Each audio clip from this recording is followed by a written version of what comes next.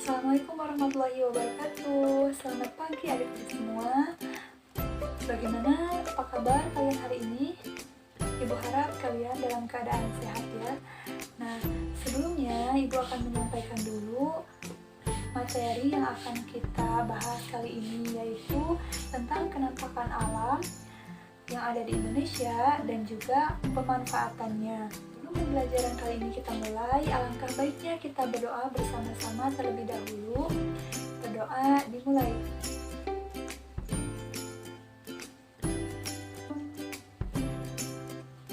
Berdoa selesai. Harap setelah kalian menyimak video ini, kalian mampu menjelaskan kembali definisi dari kenampakan alam dan juga kalian mampu mengelompokkan macam-macam kenampakan alam yang ada di Indonesia ini berdasarkan bentuk permukaan bumi.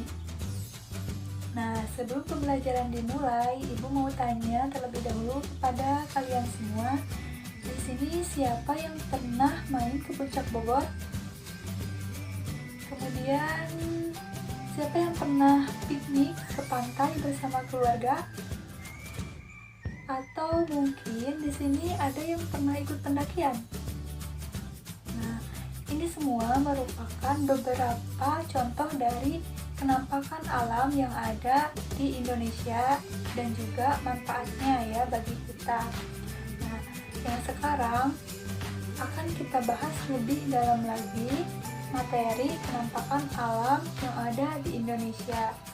Untuk itu, Ibu mohon kepada kalian untuk menyimak video ini sampai habis dan kalian boleh menyiapkan buku catatan untuk merangkum materi-materi yang akan Ibu sampaikan kali ini sebagai bahan atau referensi kalian belajar di rumah. Nah, untuk itu stay tune terus. Nah, jadi apa itu kenampakan alam? Kenampakan alam atau biasa kita sebut dengan bentang alam merupakan segala sesuatu yang ada di alam dan terbentuk oleh peristiwa alam. Nah, kenampakan alam ini dibagi menjadi dua jenis, yaitu ada kenampakan alam daratan dan kenampakan alam perairan. Yang pertama kita akan membahas tentang kenampakan alam di wilayah daratan. Nah, kenampakan alam wilayah daratan adalah bagian dari permukaan bumi yang tidak digenangi air dan juga bersifat. Kenampakan alam daratan di negara Indonesia ini sangat banyak ya, diantaranya ada dataran rendah, dataran tinggi, gunung, pegunungan, kemudian ada bukit, ada lembah, pantai, dan juga ada tanjung. Pertama kita akan membahas tentang dataran rendah. Dataran rendah adalah wilayah yang sangat luas dan juga datar yang memiliki ketinggian antara 0 sampai 200 meter di atas permukaan laut. Nah, dataran rendah ini banyak dimanfaatkan sebagai tempat permukiman penduduk seperti yang kita tempati saat ini. Nah, selain digunakan sebagai permukiman penduduk, dataran rendah ini juga dimanfaatkan sebagai tempat peternakan, perindustrian, kemudian perkebunan, dan masih banyak lagi.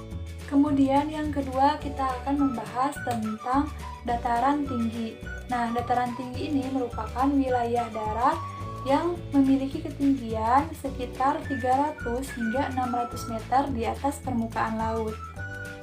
Nah, adapun ciri-ciri dari dataran tinggi yaitu biasanya daerahnya itu sejuk dan segar, kemudian dipakai juga sebagai tempat penduduk tapi tidak banyak dari dataran rendah ya. Kemudian dipakai sebagai tempat perkebunan teh, kopi, sayuran, dan juga tempat rekreasi atau wisata. Nah, salah satu contoh dari dataran tinggi yang terkenal di Indonesia yaitu dataran tinggi Dieng yang ada di wilayah Jawa Tengah. Yang ketiga yaitu gunung dan pegunungan. Gunung merupakan wilayah yang menonjol ke atas sehingga dia menjadi lebih tinggi di antara wilayah di sekitarnya atau daerah di sekitarnya. Nah, sedangkan pegunungan merupakan sekumpulan dari gunung-gunung yang saling berdekatan. Nah, daerah gunung ini rata-rata memiliki ketinggian di atas 1000 meter di atas permukaan laut, atau bahkan bisa lebih tinggi daripada itu.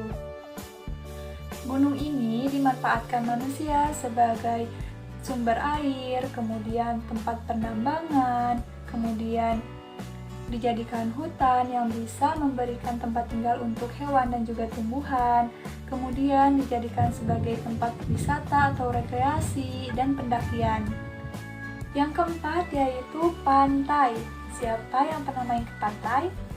Pantai ini merupakan perbatasan antara darat dan laut. Nah, pantai ini termasuk ke dalam dataran rendah karena dia ini hanya memiliki ketinggian sekitar 0 sampai 1 meter di atas permukaan laut.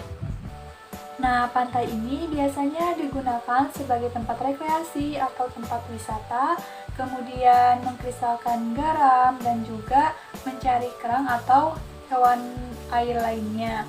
Nah, pantai juga sangat. Yang kelima yaitu lembah. Lembah merupakan tanah darat, tanah atau tanah rendah yang berada di sekitar kaki gunung atau kaki bukit, dan biasanya berbentuk huruf U atau huruf I. Lembah ini dimanfaatkan untuk area persawahan, tempat wisata, dan juga hutan. Nah, salah satu contoh lembah yang ada di Indonesia yaitu Lembah Cilengkrang yang ada di Jawa Barat. Mungkin teman-teman ada yang pernah ke sana ya. Untuk selanjutnya kita akan membahas tentang kenampakan alam perairan. Nah, kenampakan alam perairan ini merupakan bentuk alam yang digenangi air dalam jumlah banyak. Nah, kenampakan alam perairan yang ada di negara Indonesia diantaranya ada sungai, danau, rawa, laut, selat, teluk, dan juga samudra. Yang pertama, kita akan membahas tentang sungai. Apa itu sungai?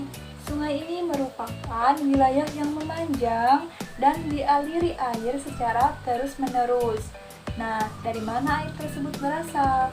Ternyata air sungai ini berasal dari dataran tinggi atau gunung, kemudian mengalir menuju dataran rendah dan berakhir di lautan. Sungai ini memiliki banyak sekali manfaat, teman-teman.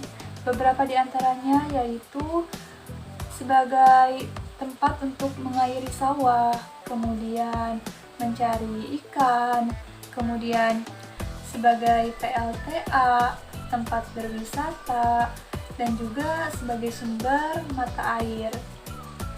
Indonesia ini memiliki banyak sekali sungai ya. Beberapa di antaranya ada Sungai Musi, Sungai Kapuas, Sungai Ciliwung, dan masih banyak lagi. Nah, yang kedua yaitu danau. Danau adalah suatu daerah cekungan yang besar dan luas dan juga digenangi air. Nah, salah satu contoh danau yang ada di wilayah Indonesia yang kita kenal yaitu adanya Danau Toba ya. Mungkin teman-teman juga ada yang pernah main ke Danau Toba. Yang ketiga yaitu rawa. Rawa ini merupakan daerah dataran rendah yang digenangi air dan biasanya ditumbuhi oleh tumbuhan-tumbuhan air. Nah, biasanya rawa ini banyak kita temui di daerah sekitar pantai. Rawa yang berada di sekitar pantai biasanya ditumbuhi oleh tumbuhan bakau ya. Nah, manfaat rawa ini ternyata sangat banyak, teman-teman. Di antaranya bisa kita gunakan sebagai tempat budidaya ikan, budidaya tanaman air, dan juga sebagai tempat lahan untuk pertanian. Yang keempat yaitu laut.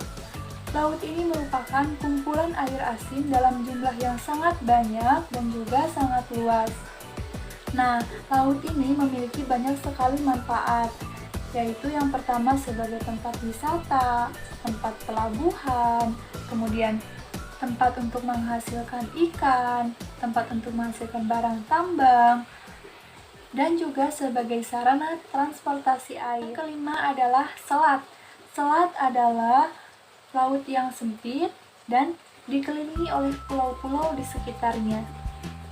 Nah, biasanya selat ini digunakan sebagai tempat penyeberangan antar pulau menggunakan kapal feri dan juga sebagai tempat untuk para nelayan mencari ikan. Nah, contoh selat yang terkenal di Indonesia yaitu ada Selat Sunda, Selat Malaka, dan juga Selat Bali ya.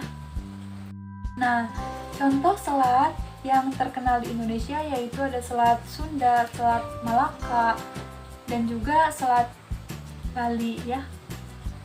Nah, yang keenam yaitu teluk. Teluk adalah bagian laut yang menjorok ke daratan sehingga membentuk cekungan dengan ciri-ciri membentuk huruf U.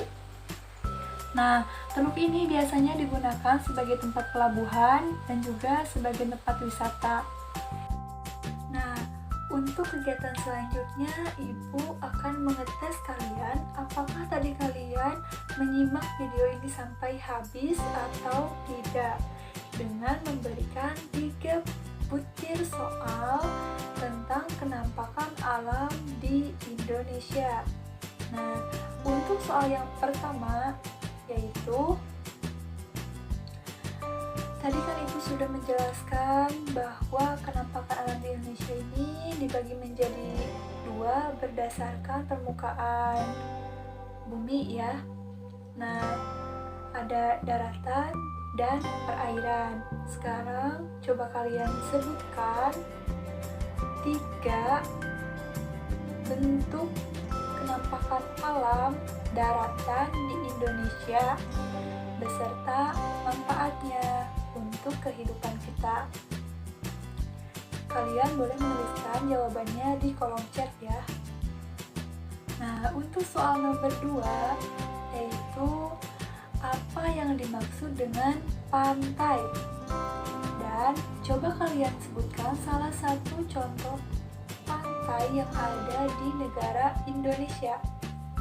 Nah, ini sangat mudah sekali ya pertanyaannya. Nah, untuk soal terakhir yaitu soal nomor 3, sekarang kalian coba amati di lingkungan sekitar tempat tinggal kalian. Apakah ada kenampakan alam yang dekat dengan tempat tinggal kalian, baik itu kenampakan alam daratan maupun perairan? Nah, jika ada, coba kalian langsung tulis di kolom komentar. Nah, mungkin itu materi yang dapat Ibu sampaikan pada pertemuan kita kali ini. Mohon maaf atas segala kekurangannya dan juga segala kesalahannya. Wabillahi taufiq wal hidayah. Wassalamualaikum warahmatullahi wabarakatuh.